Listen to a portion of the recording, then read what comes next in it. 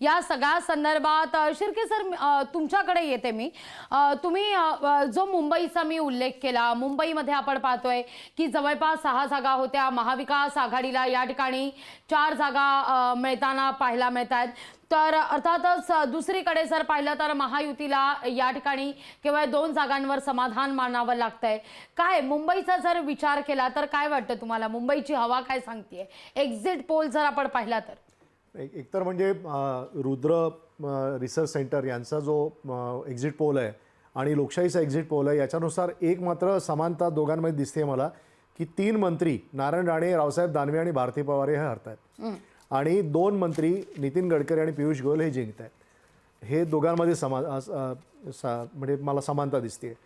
दुसरं, जर रुद्र यांचा एक्झिट पोल जो आहे तो जर प्रत्यक्षात उतरला तर असं म्हणावं लागेल की महाराष्ट्र धर्माला जागला।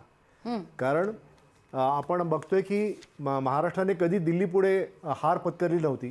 शिवाजी महाराज हे वेगळे का आहेत आणि देशभरात नव्हे तर जगभरात त्यांचा डंका का पिटला जातो? कारण औरंगजेबाला त्याच्या दरबारात जाऊन आव्हान देणारं हा एकमेव राजा महाराष्ट्रात निर्माण झाला। हा कुठेच राजस्थानमध्ये किंवा आणखीन कुठेच निर्माण झाला नाही। अशा वेळेला महाराष्ट्रातील जे पक्ष आहेत त्यांना तोडण्याचं काम मोठ्या प्रमाणावरती बीजेपीने केलं, घराघरात भांडणं लावण्याचं काम केलं। अशा वेळेला महाराष्ट्र पेटून उठणार की नाही हा प्रश्न माझ्यासारख्याला पडला होता की महाराष्ट्र ज्या शास्त्रधर्मासाठी मानला जातो देशभरामध्ये, मराठ्यांनी 1717 ते 1818 100 वर्ष नॉर्थमध्ये आपली तलवार चालवली होती आणि तिथे आपला शास्त्रधर्म जो आहे तो जागा ठेवला होता आणि त्याचा अजूनही आपण बघतो की देशभरामध्ये मराठी घराणी आपल्याला वेगवेगळ्या भागामध्ये राहताना आपल्याला दिसत आहेत। दिल्लीमध्ये साधारणतः 6 लाख मराठी माणसं आहेत, इंदोर आणि अशा ठिकाणी तर आहेतच आहेत।